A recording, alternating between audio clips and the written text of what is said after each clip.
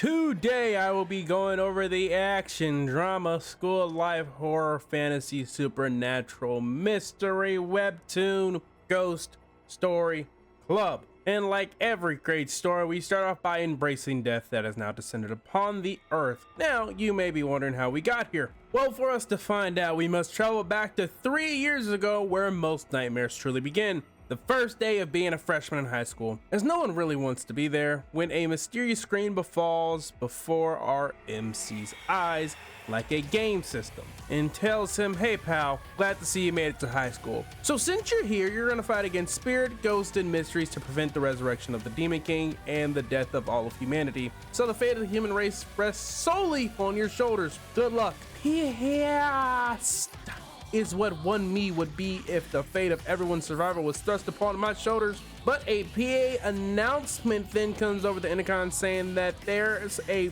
blackout currently going on. So due to limited electricity, all new students must gather in the courtyard instead. So now they have to get off their asses and go outside to stand around and get exposition to death. Hold on, wait a minute.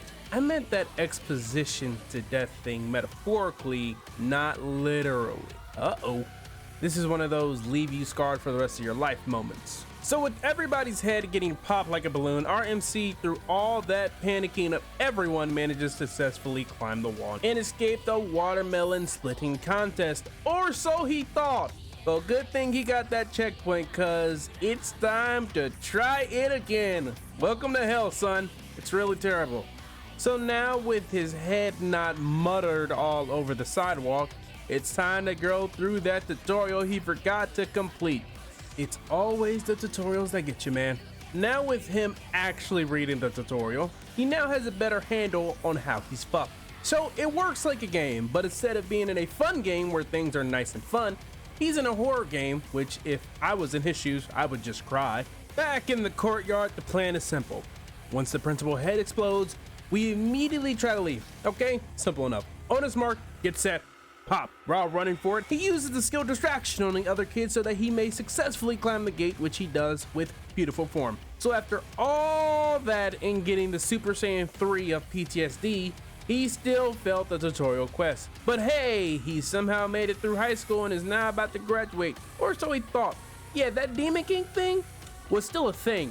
So yeah, that's how we got here, because he had one job and chose not to do it. And now everyone's dead. So guess what, bucko? Welcome back to square fucking one. That's right, 3 years of your life gone. Told you this was hell. Now back in hell, the teacher says they need to get a move on and to wake up the student in the back to go to the courtyard. He does, even though he almost shit himself doing it. Man, he really got an extra 3 years and he did nothing with it, huh? Now, with the teacher and the other 3 students heading towards their minds being blown, it's time to hit the Jimmy Neutron brain blast to figure out how the hell to not have his brains literally go blast. So what does the brain blast tell him to do? Well, it simply told him to just lie. But it's not that easy. So you see, the teacher is a skill check boss to see if your persuasion skill is actually high enough. So why don't we go ahead and roll that dice to see what we get? Need at least a 10. Boom, got a 16. Sometimes it's just that easy. With the first skill check over and done with, it's time to head back to the starting point to search for some clues, Shaggy. When he opens up the door, the other 3 are back here. Why? Well, the blonde hair girl walked back here, and like little ducklings, the other 2 just went ahead and followed her here as well. Why? Who knows? So they ask him, why is he back? Wasn't he feeling sick? He's like, yeah, considering it was a lie and he was never sick in the first place. But since they're all skipping the courtyard decorating contest, they are accomplices, so why not chit and chat, because he can't figure out what's happening. That's what other people are for. So our MC, Jun Lee, finally introduces himself to Glasses and Sunha. And he's curious as to why they're not going to the courtyard. Sunha's not going because she acts slow, and Glasses didn't leave because of a ghost story he heard. Hold.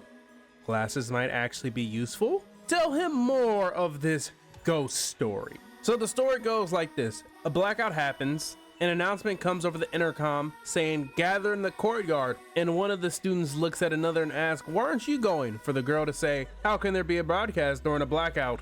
Dun dun dun. So Lee, curious as to if there's another part of the story, Glasses explains there are a few variations to it. One of the variations is that those two students look outside and saw a courtyard full of tomato paste. Did the two survive? No clue. It's not like that's a real story.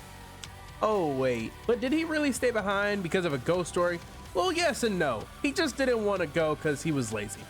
Honestly, respectable. And after about 3 minutes of silence, Sunha finally makes a comment on the story. I mean, she did say she was slow, but I didn't know she was running on tape delay. My God. Or it's because she felt pressure because Lee was just staring at her even though he was staring at his status screen when he then begins to hear the head master speak. Uh-oh, it's almost about that time for the tick, tick, tick, tick, tick, tick, tick, and nothing. Wow, he actually made it. No boom, no tomato paste, nothing. He actually managed to survive the first ghost story. Congratulations, man. I'm glad you made it, because it's only going to get oh so much more worse than you would believe.